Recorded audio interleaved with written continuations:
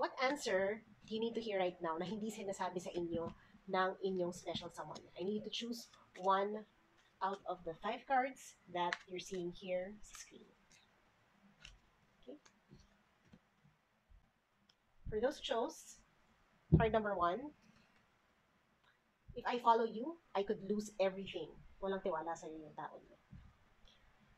For those who chose card number 2, are you really showing strength or is it just really your ego? Kina-question ka. Okay. Card number 3, I am open to compromise. Open naman pala sila di ba? Pero, yun nga, it's a compromise so you have to meet halfway. Card number 4, you are so beautiful, why do you need me? Okay. So, meron naman, ang kwento nitong card na to is, parang, you have it all, parang I'm not worthy. I mean, unworthiness. Okay, yun yung nafe-feel ng tao ninyo. And card number 5, ano man yun, yung mga nasa utak ninyo. Okay? Definitely.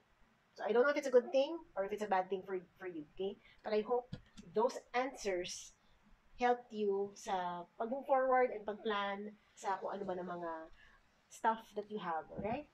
Take care!